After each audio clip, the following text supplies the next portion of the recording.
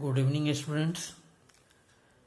In previous session, you learned how to assess array elements in one-dimensional array and two-dimensional array. And also, you learned how to create one-dimensional array that takes input from user by using for loop. In this session, we will discuss how to create one-dimensional array that takes input from user by using while loop, and then how to create two-dimensional array that takes input from user and so on. So, first of all, just we create one-dimensional array using while loop that takes input from user. Now here is the program. Now the first line is from NumPy import asterisk, and this line just includes the NumPy modules in the program. In the next line we take n, that is the number of elements, because you know very well in one-dimensional array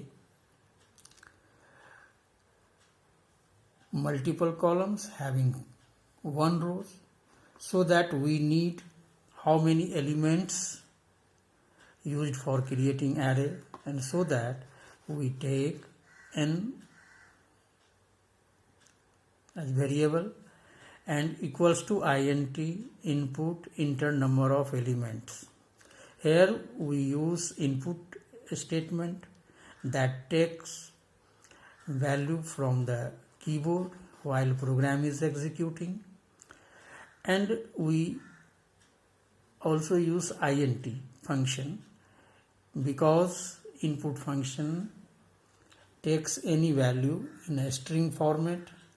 So here n is defined as numeric variable, means integer variable, so we need to convert the string into integer, so that input function takes the value from the keyboard and int function convert it into integer, and the value is assigned to n.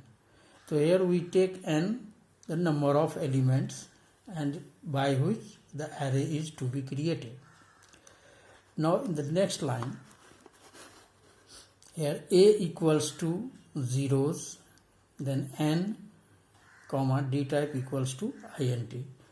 Here a is the array name, and we use zeros function for creating arrays, although you can also use any other functions for creating array, but I recommend zeros functions. The reason behind it, when array is created by using zeros functions, then all the elements filled with initial value as 0. Here zeros functions, and n is the shape, that means number of elements, and d type is the data type that is used to store the value in the desired data type. In first three lines, just when these three lines is executed, as a result the array is created with the name a and having the number of elements n that is inputted by the user.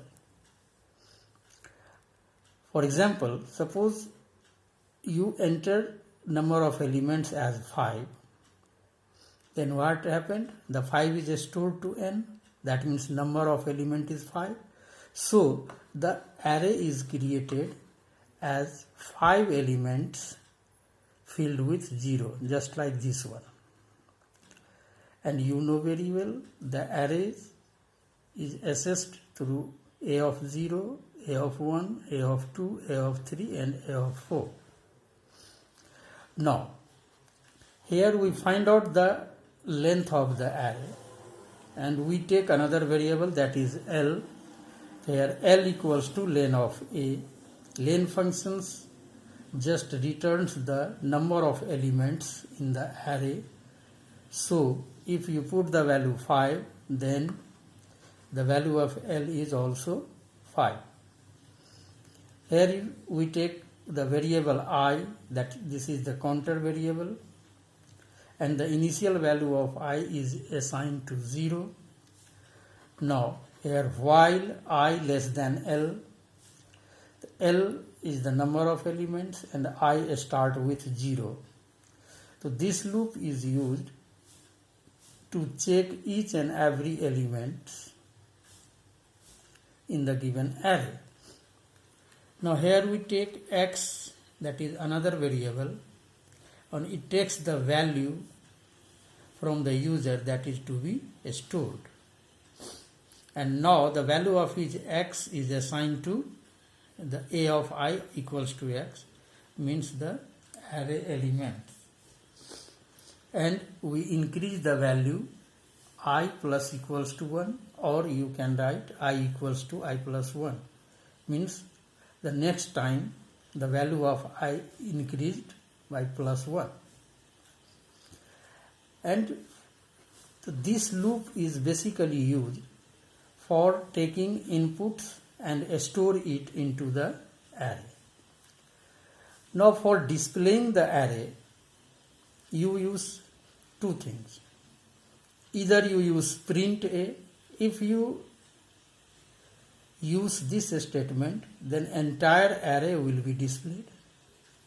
But if you want to display each and every element one by one, then you use this one. We take the another loop, and by utilizing print statement, we display each and every individual elements from the array. Now, in this program, the first we create the array, then we use one loop for input the data into the array, and the next loop is for displaying the result. Now execute the programs. So first, while program is executing, then enter number of elements.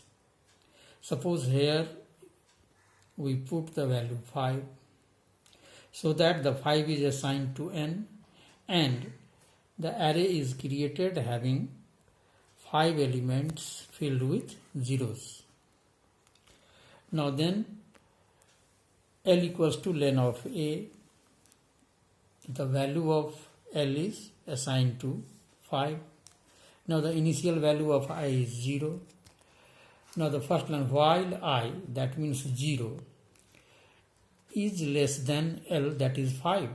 The first time the conditions becomes true, and you know when the condition is true, all the statements inside the loop will be executed once.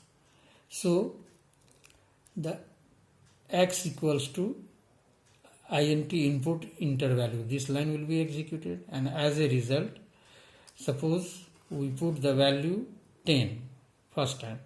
So the value of x is 10, and A of I, so this time the value of I is 0, so A of 0 equals to 10. It means 10 is stored to the array A of zeros element, and after that I plus equals to 1. The previous value of I is 0, and 0 plus 1 is 1. So that the value of I is 1. After modifying the value of I, then the pointer once again goes back to the beginning of the loop, and the condition is once again tested. This time the value of I is 1, so the condition is 1 less than 5? Once again it is true. Then program asks the user to enter another value.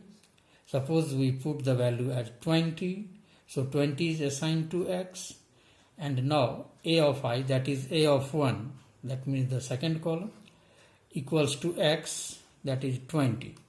So here a of 1 assigned to 20, and as a result the 20 is stored to the second column. In such a way, the different value means this program takes 5 value from the user and stored into the array.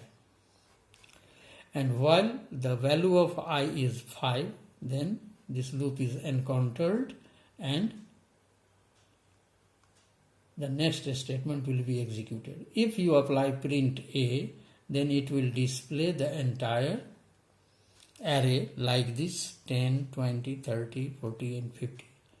But if you want to display the array in one by one, then you apply the another loop, and here you use print A of j. Here we take the another variable, that is j. You also take I once again, and this loop is used for displaying the value of array elements one by one, like 10, next line 20, 30, 40 and 50.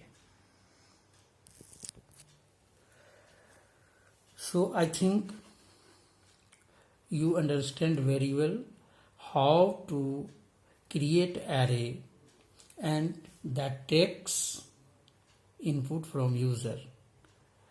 Either you use for loop and while loop. Now we will learn how to create two-dimensional array that takes input from user. Now here is the program. In fact, to process two-dimensional array, you use nested loops, because two-dimensional arrays have multiple rows and multiple columns. While you creating one-dimensional array, you need input only number of elements, because in one-dimensional array, a single row having multiple columns. But here, that means in two-dimensional array, we need two inputs, one for rows and another for column. So that we need nested loop. The first loop iterates the number of rows, and the second loop runs through the elements inside of a row. So now just consider this program to create two-dimensional array that takes input from the user.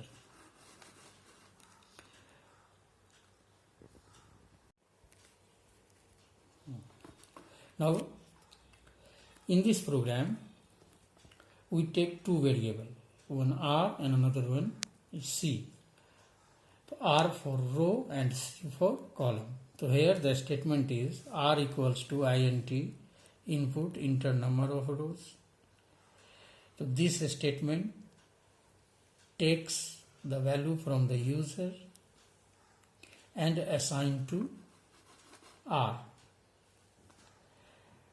Then the next line, C equals to int input enter number of columns.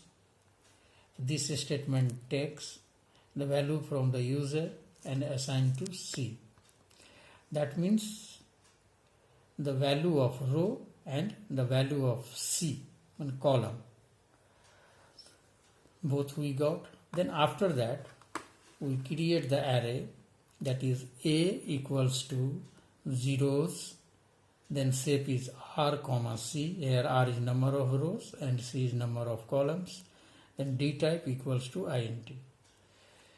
So this statement creates two-dimensional array having the number of rows that is defined in R and columns that is defined in C. For example, if you put the value of rows as 3 to R and number of columns as 2 to C, then the statement is A equals to zeros 3, 2 and D type equals to int. So this array is created having 3 rows and 2 columns and filled with zeros. Now, in this program, we take 2 loops, one loop for rows and next loop, this is the inner loop and this is outer loop. The inner loop for columns. The first one, for I in range len of A. So this len functions just returns the number of rows. And the another loop for j in range len of A of I. That means each rows how many columns. The first loop and the counter variable is I. So this loop take care about the rows and the another loop that is j is execute to number of columns. Now how this one is executed? So in nested loop, while the outer loop executed once, then inner loop executed till the last column. So here first time the value of I start with 0 and the len of A is 3 because this array has 3 rows.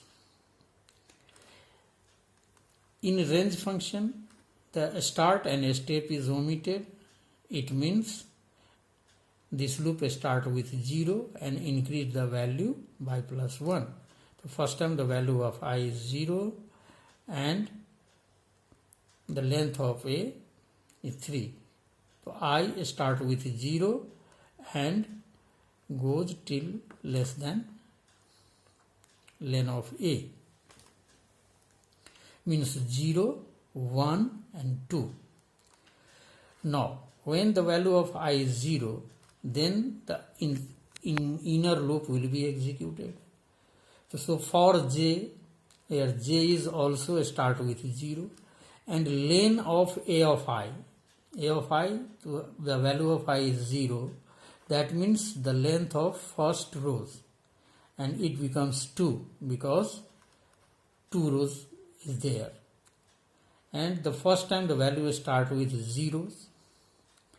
So I, the value of I is 0 and the value of j is also 0.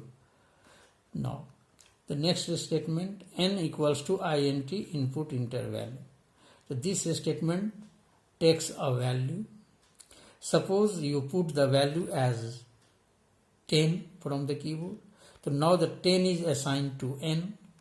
And now the next line, A of ij. So the value of I is 0 and the value of j is also 0 this time.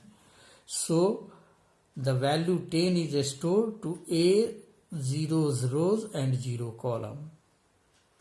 And that is 10 is to be stored.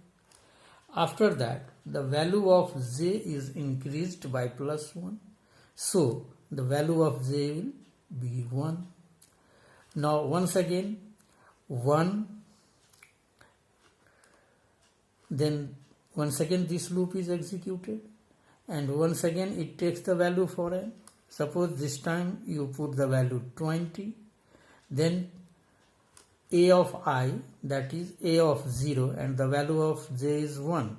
So A of 0 of 1 equals to the value of n, that is 20. So that 20 will be stored in 0 rows and 1 columns. After that, the value of j will be 2 and loop is encountered. So what you see? You see when the value of I execute once, then the j means inner loop executed 2 times, because the number of columns is 2. After that, the value of I is increased, and value of I this time 0 plus 1, that is 1. Now the value of I is 1, then once again the inner loop will be executed. Then the j once again start with 0, and if you put the value of n as 30, then 30 will be stored as a of 1 comma 0, that is the accessing point, and 30 will be stored in that particular loop. So in such a way, this loop, the outer loop execute 3 times and inner loop executes 2 times for each executions of rows, and as a result the value 10, 20, 30, 40, 50, 60 is stored in 2-dimensional array having 3 rows and 2 columns. Like the 1-dimensional array, 2-dimensional array can also be displayed. Either you use, if you want to display whole array at once, then you use the print a of r comma c, then the whole array will be printed. Otherwise, you also print by applying these 2 loops, nested loops. Here, instead of input statement, you use print statement, rest thing is the same, and we apply end of this one. This will provide the space between them, and this print statement is used for line changed. So in such a way, you can create 2-dimensional array by applying for loop that takes input from the user. Now you can also create, or you can also convert this program by using while loop. Just the rest thing is the same, just you convert the 4 into while, and you yourself just execute them one by one. So I think if you understand, for creating 2-dimensional array using for loop, then we can easily create it by using while loop. And if you feel any problem while executing or creating 2-dimensional array using while loop, then you ask me again. Now, simply the question is, write a program to calculate the sum of all the numbers in the 2-dimensional array. That means how we find the sum of all numbers from 2-dimensional array. There, the first one, just consider the solution of this program. This program creates the 2-dimensional array having tab int. Now here we take the variable s for sum. The initial value of s is 0. Then here this particular nested loop takes the value from the user, and also here find the sum of all the elements, that is s plus equals to a of I and j, and after come out from this loop, the S will be printed. So in such a program, this is the program that can be used to calculate the sum of all the numbers in two-dimensional arrays. So I think you understand very well, and the next class we will discuss about the array slicing, concatenating, and other. So thank you very much. Have a nice day.